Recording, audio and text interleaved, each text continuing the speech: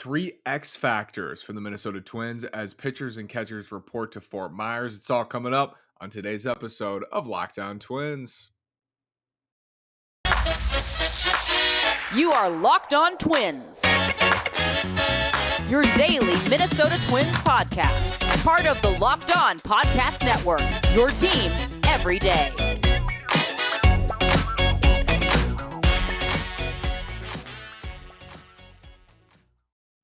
And welcome to the Lockdown Minnesota Twins podcast. Today is Monday, February 13th, and I'm your gracious host, Nash Walker. Thanks for making Lockdown Twins your first listen every single day on the Lockdown Podcast Network, where it's your team every day. Again, this is Nash Walker, 4 off seasons, 3 seasons, hosting a daily podcast on the Minnesota Twins, 4 seasons, 4 off seasons, writing about the Twins at twinsdaily.com.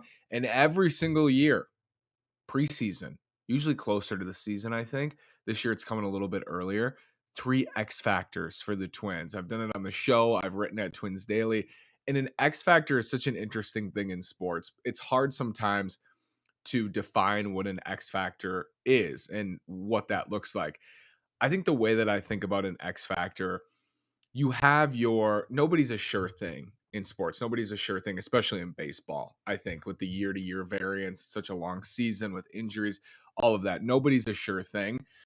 How I see an X factor for whoever you think is as close to a sure thing, like Carlos Correa, to me, if he's healthy, he's going to be one of the Twins' best players, no question. And I think one of the best players in the American League. Byron Buxton, if healthy, we know is like the ultimate X factor, and you could absolutely have him on any X factor list. You could have anybody you want and say, hey, if things click for this guy, they are an X factor. I look at it as guys deeper on the roster who could have a huge impact. And here's some examples if it helps to think about it. In 2019, Twins had 5 players hit 30 or more home runs. Max Kepler was an X factor in that season because he broke out and nobody really saw it. Before the season, nobody thought Max Kepler was going to hit 36 home runs. CJ Cron was an X factor in that season. On the pitching side, Jake Odorizzi was an X factor for the Twins. Not their best players. I mean, Max Kepler is one of their 3 best players that year. Not Nelson Cruz, not Jorge Polanco, but they were X factors and key contributors for that team. In 2020, the Twins' X factor was Kenta Maeda. He was one of their best players.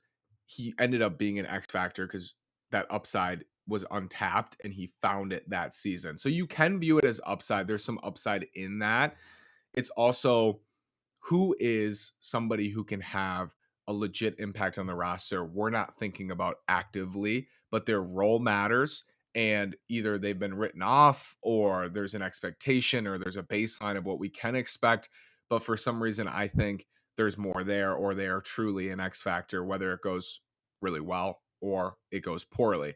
I have 3, and you can comment whoever you think. Every year it changes for me. I've had some similar picks in recent years. I think Jorge Alcala was a pick last year and he got hurt. I think he would have been an X factor for the bullpen. Him getting hurt really damaged the bullpen, I think, and that was forgotten. This year I have 3. I have a position player, I have a starting pitcher, and I have a relief pitcher. And I like the picks this year. I think they make sense. And we're going to start on the position player side with Max Kepler. I think Kepler's an X factor this year, and this illustrates it for me. When you look at Zips, he's still on the roster. He's still on this roster, and it sounds like he's going to be on this roster.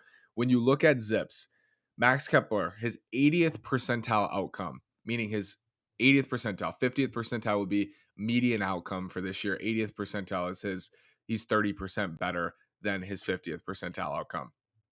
250 batting average, 346 on base percentage, slugging percentage at 462 for an OPS plus at 124. That's 24% better than league average. Good numbers across the board. 3.2 wins above replacement.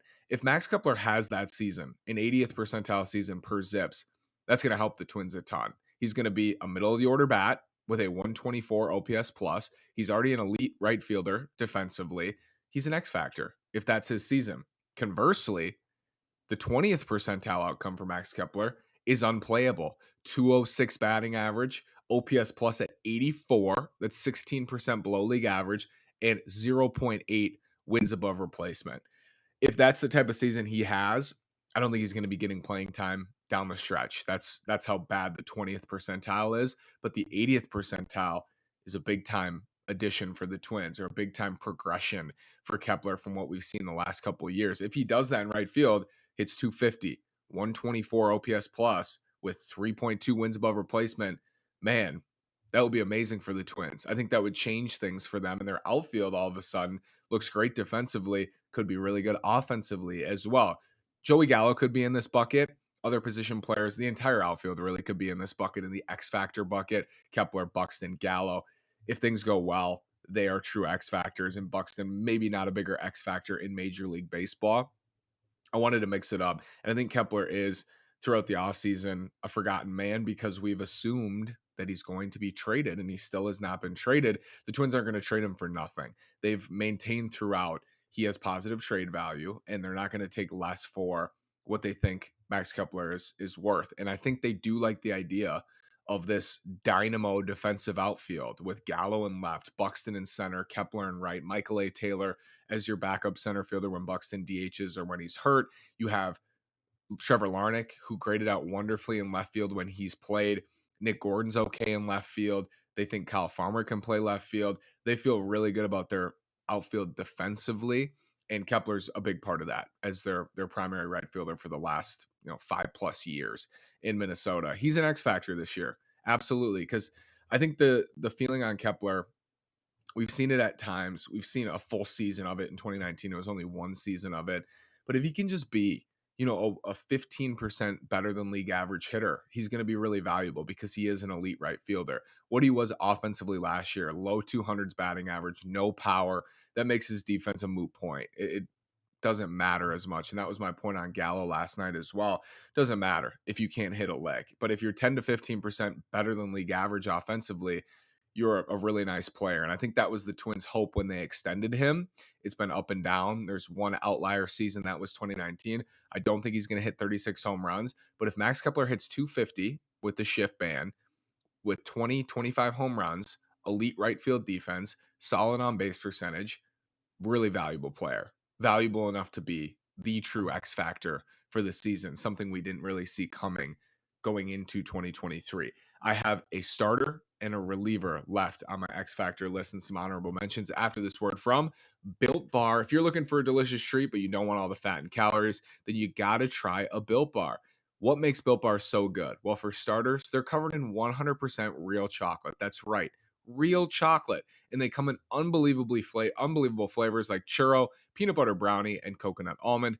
I'm not sure how Built does it, but these bars taste like a candy bar while maintaining amazing macros. And what's even better is that they are healthy. Only 130 calories and 4 grams of sugar with a whopping 17 grams of protein. And now you don't need to wait around to get a box. For years, we've been talking about ordering your Built bars at built.com. Now you can get them at your local Walmart or Sam's Club. That's right. Head to your nearest Walmart today, walk to the pharmacy section, and grab yourself a box of Built Bars. You can pick up a 4-bar box of cookies and cream, double chocolate, or coconut puffs. Built Bar is the best tasting protein bar ever. If you want to try to lose weight, you still want that flavor, Built Bars are the best. Go to builtbar.com or get them at your local Sam's Club or Walmart. Thank you so much for making Locked On Twins your first listen. Locked On MLB Prospects is fantastic with host Lindsey Crosby. He's a prospect encyclopedia going deep on the MLB stars of tomorrow. It's free and available wherever you get your podcasts. Another X factor in the bullpen. I hinted last night. If you watched last night's show, if you haven't, go back and watch. Jorge Lopez is an X factor. Absolutely. He epitomizes it for me as a reliever because we've seen both sides of the coin. So he's an X factor if the good side of the coin comes through. And if the bad side comes through, also a negative X factor for the Twins in 2023. Easy as this. First half, Jorge Lopez in 2022, 44 and a third, so big sample, 1.62 ERA. That was 11th among qualifiers, all starting pitchers. 2.98 fielding independent pitching. Excuse me, that was relievers. 162 ERA, 11th among qualified relievers. 298 FIP, higher than his ERA, over a run higher. That's standard for a reliever. Still below 3. That's solid. 29% strikeout rate and an 8% walk rate for Jorge Lopez. Elite closer. Peripherals not as pretty. His peripherals paint a solid closer, like a solid closer and a good setup man. Jorge Lopez .298 fielding in a minute pitching, but his ERA a buck 62. Second half of 2022, Jorge Lopez 26 and 2/3 innings, 4.05 ERA. His FIP ballooned to 416. Those are factors a pitcher can control. Walks, home runs, strikeouts, 17.5% strikeout rate, and a 13.3% walk rate. Man, that was a fall from grace, and it's easy to see what happened. I was looking at all of the factors, like his velocity. His velocity came down a little bit on the fastballs. He did throw more changeups with the Twins, but really, he just wasn't getting as many swings and misses. He was not commanding the ball as well as he did in the first half. More walks. Twins infield defense is not nearly as good as Baltimore's was in 2022.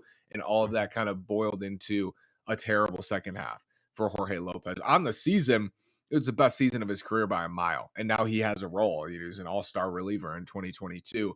Now he has a role. And I think for his career, it's revitalized. He always had the stuff to be this guy, and he's this guy as a reliever.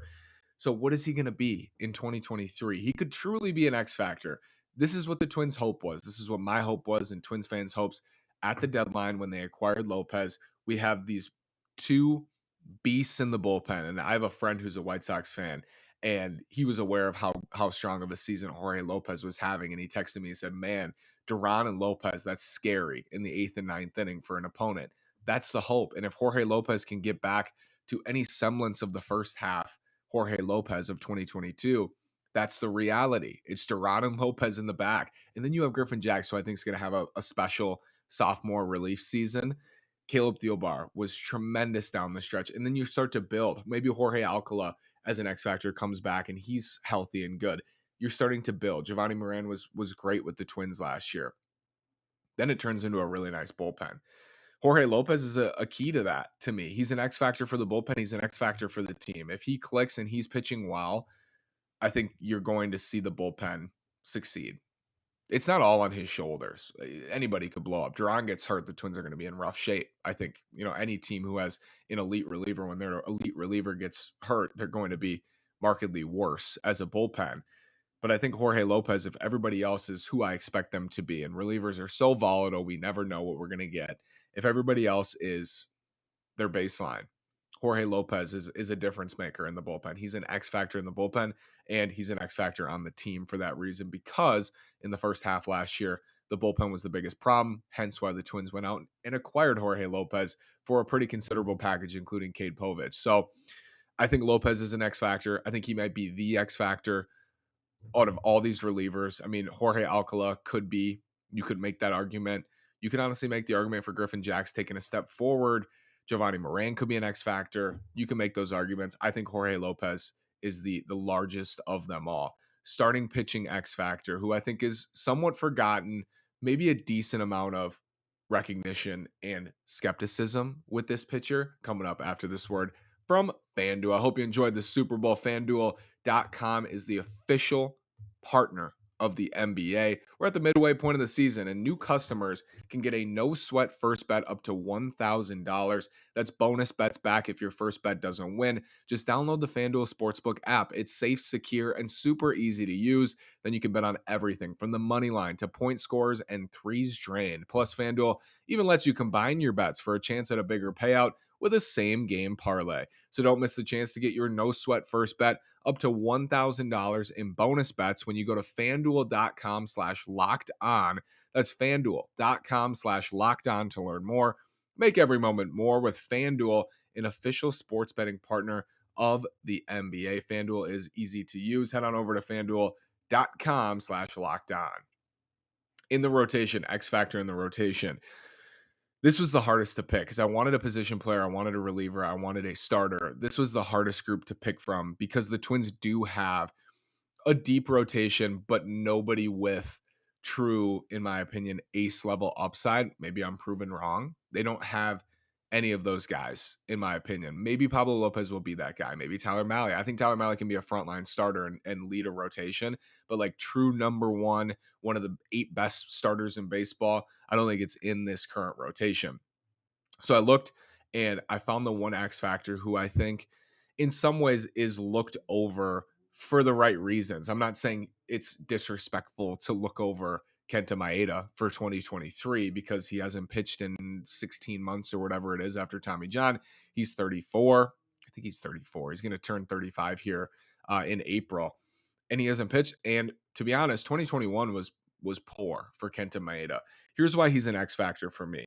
From 2018 to 2020, that included the amazing COVID season for Maeda, where he finished second for the Cy Young Award. It was a weird year in the Central divisions, especially like Trevor Bauer won the Cy Young in the National League, Shane Bieber won it in the American League. There was a lot of good pitching, a lot of good starting pitching in those divisions. And I don't think that that's necessarily a coincidence. They were all playing each other. I think there were some weak offenses on both sides in the AL and the NL Centrals. Maeda pitched really well either way. And from 2018 to 2020, all of those seasons combined, 345 and 2/3 innings for Maeda, some of those out of the bullpen for the Dodgers, 3.50 FIP, fielding independent pitching, which was just behind Aaron Nola for 20th among qualified pitchers in baseball. So the 20th best fielding independent pitching from 2018 to 2020 among qualifiers belonged to Kenta Maeda.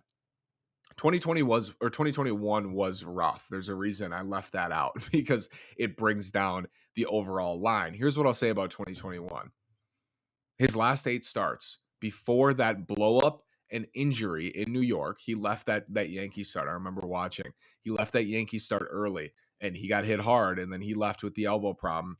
His last 8 starts before that day, he had 45 and a third innings, 298 ERA, 3.08 FIP, and a 31% strikeout rate. When Kenta Maeda is right in his career, he's really stingy. And I love watching him pitch. His slider is one of the best in baseball when he's healthy. He dominates right-handed hitters. The splitter really came on in 2020 in the COVID season. He was shutting down everybody. His fastball is not gonna get on anybody, but when he pairs it with the slider and the splitter, it can creep up and it can be effective as a weapon when it's 91, 92. What will it be when he comes back? Will it be 89, 90? Because it's less impactful at 89, 90, unquestionably. Where will his command be? The problem in 2021, it wasn't really his stuff. His stuff was fine, I thought. It was his command and location. He was hanging too many sliders. He was hanging splitters to lefties. He wasn't pitching with confidence, it didn't feel like in 2021. That season was a disaster on all fronts for the Twins, especially in the first half. It may have been he was just part of that. He felt that pressure. He was part of that. When he's spotting, when he's commanding, he's an artist. Kenta Maeda when he's pitching, and we saw that in 2020. So I think he's an X factor. Do I think he's going to pitch 150 innings for the Twins this year? No.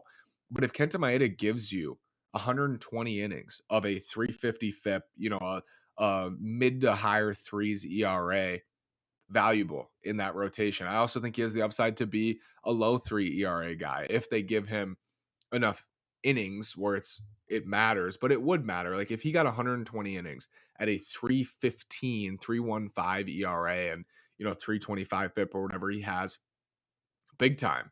Big time for this rotation. I think there's a decent chance Kenta Maeda has the lowest ERA on the Twins following the season. Maybe he's not qualified. Maybe it's not enough innings to really like get anybody excited about him having the lowest ERA. But I think when Kenta Maeda has been healthy, mostly over the last, from 2018 to 2020, and then he had those great 8 starts in 2021. When he's right, he's really, really good. And we saw that in the COVID season. So I think he's an X factor for the rotation just because maybe it's gone a little too far. This like, oh, we don't know what to expect at all from Kenta Maeda, which is true. Which is true. I can also see a scenario though where he comes back and he just looks like Kenta Maeda. And if that's the case, he was the Twins went into 2021 with Barrios, Maeda, and Pineda as their big 3, and they were favored to win the division, and their over-under was like 88.5 wins or something, and they were supposed to be a good team, and Maeda was a part of that. Now, it looks like the projection systems were wrong. The betting lines were incorrect for 2021. He was a frontline starter going into that season, coming off of 2020 with the Twins. His command was awesome.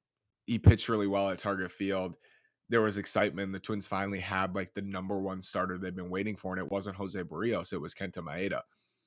I don't expect him to be that guy again. I'm not expecting him to be that guy, but I think there's you can have optimism that if Kenta comes back and he pitches well in spring training and his stuff looks good and he's commanding, I think there's really reason for excitement. And that's why I'm going to be watching his starts and watching him pitch closely. I don't know when he's going to start in spring training, like what his it sounds like he has no limitations at all going into spring training. So he's just going to get a regular workload. I don't know if he's going to come out of the bullpen, if he's going to start spring training games. There's going to be a ramp up period because he hasn't pitched in a game in a year and a half. I'm going to be watching that. If he comes out and he's 91, 90-91 with the fastball, which that's Kenta Maeda, 90 to 92, his stuff looks sharp. I'm going to be on the hype train as Kenta Maeda, on the Kenta Maeda hype train going into the regular season. As maybe not, he's going to go out there and shove 7 innings every start, but he can give you 5, 6 really stingy innings every fifth day. That's valuable, and it matters to him because his incentives are tied to games started and innings pitched and his usage. He's only guaranteed, I think it's 3.25 million. So his incentives are wrapped up in that. He's motivated. He's going to be a free agent following the season. I think he's an X factor for the Twins in 2023. Byron Buxton, 100% an X factor. I mean, Correa is an X factor. Jorge Polanco is an X factor. Jose Miranda, you could argue, is an X factor. I chose these three. I think they're a little bit overlooked in Kepler, Lopez, and Maeda. Jorge Lopez, not Pablo. I think they're a little overlooked. I think all three of them have shown in the past at some point, however short, that they can be valuable players. And if they are in 2023, that's going to raise the Twins' bottom line. It's going to raise the Twins' ceiling, and that's what makes them X factors this season. The Twins are going to expect a lot from Correa, a lot from Buxton, a lot from Sonny Gray, a lot from Joe Ryan. Maybe not expecting as much from Kepler and Maeda. I think Jorge Lopez, the expectation is he's one of their best relievers in the bullpen. I think if these three perform well, if Kepler has a 124 OPS plus and he's worth 3 wins, if Jorge Lopez is more first half Jorge Lopez than second half, if Kenta Maeda pitches 120 innings with a 315, 320 ERA this year, I think things are probably going to go well for the Twins. It's 1 through 40 on a roster. It's not 1 through 5. It's not 1 through 26. It's 1 through 40. That's why these players matter. And these three matter for the Twins. I know everybody's kind of off Kepler. Everybody mentally, myself included, isn't expecting him to be on the team. And I'm still skeptical he's going to be on the team. But if he is, he's an X factor for them. Absolutely. Mentally, I assumed he was going to be elsewhere after they signed Joey Gallo, but he's not. And we're going into spring training this week, and he's still on the roster in mid-February. So at this point, we assume that he's going to be on the team on opening day. Thank you so much for making Locked On Twins your first listen every single day on the Locked On Podcast Network, where it's your team every day. Now make your second listen Locked On MLB Prospects. Host Lindsey Crosby is a prospect encyclopedia, and he's going deep on the MLB stars of tomorrow. It's free and available wherever you get your podcast. Thanks so much for listening. Have a great day. Drop your comments, like, subscribe, follow me on Twitter at NashWalker9. Follow the show at Locked On Twins. Go Twins.